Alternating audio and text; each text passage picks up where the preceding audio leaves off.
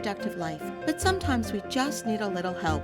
Our Coach on Call experts provide strategies to help you live your best life now. Joining me today is Harriet Cabelli, a social worker and positive psychology coach who helps people grow through their challenges and rebuild their lives with renewed meaning and joy. Harriet is here today to discuss post-traumatic growth. Welcome, Harriet. Thanks for joining us. Hi, Joan. It's great to be here. So, Harriet, we hear a lot about PTS, which is post-traumatic stress, but there's a concept called PTG, post-traumatic growth. Can you explain PTG to us? Yes, and it's an exciting term because it gives a lot of hope to people who have gone through a lot of trauma or loss or any different type of adversity. Post-traumatic growth was actually coined in the 1990s from professors out of a college in North Carolina. It has become popular now with the whole resilience movement and the whole concept of people having strengths and being able to really build on their resiliency muscles. So post-traumatic growth is the idea that positive change and transformation can come out as a result of challenge and adversity. In other words, where people who've gone through tough situations not only bounce back, which would be being resilient, but actually take what they've gone through and move forward and create something more and better beyond the loss and the pain. And it's very hopeful, and it gives people the idea that I don't just have to be stuck in my, let's call it post-traumatic stress, that there can be something more to work towards. Harriet, everything that you just described is the story of my life.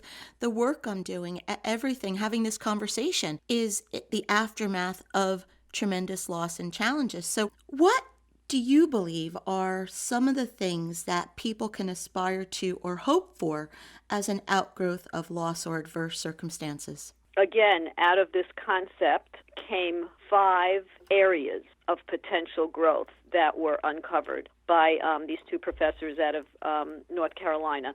And I'll just explain briefly what they are because they're pretty general, and they've done research studies showing that these are the main areas where people have basically grown. And doesn't mean that everyone does, and it doesn't mean we all grow in all of those areas, and it doesn't mean everybody does grow. There is this concept that you can, and I think that's the part that really needs to be stressed, that we can channel our pain into something positive beyond what we've been through. So the 5 areas are new opportunities and possibilities that could emerge from loss and from deep pain and challenges, if we're willing to seek them out and know that there are possibilities. Our relationships can go to a deeper, better level because we develop more compassion and empathy based on the pain and the struggle that we've been through. We can then put out more of that towards others because we have felt so deeply pained that we're then able to be more empathic towards others in their pain.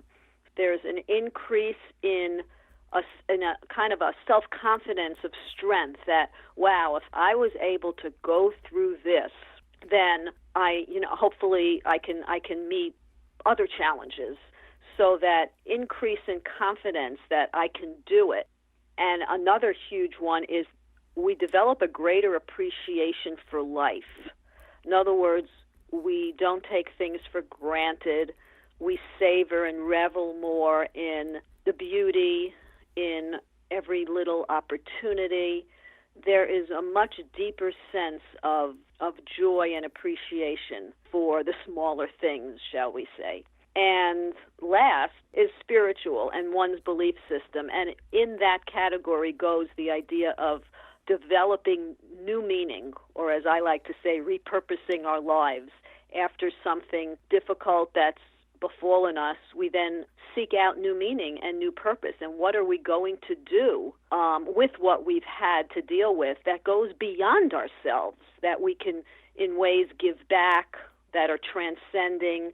And for some people it means looking anew at maybe religious beliefs or spiritual beliefs or something bigger than ourselves, a greater power perhaps that's gotten us through it and we become more hooked in there.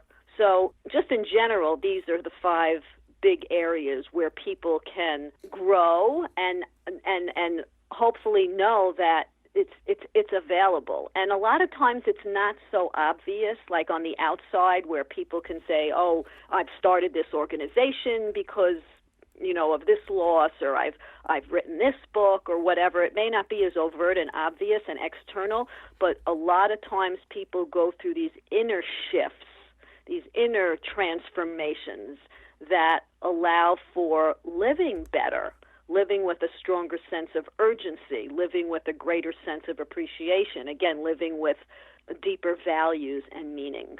I think the big takeaway here is the idea that post-traumatic growth is a positive outcome. Harriet, thank you so much for joining us. If you would like to learn more about post-traumatic growth or Harriet and her work, you can visit rebuildlifenow.com. And as always, to hear more from Harriet, you can visit our website, cyacyl.com/Harriet. We'll be right back.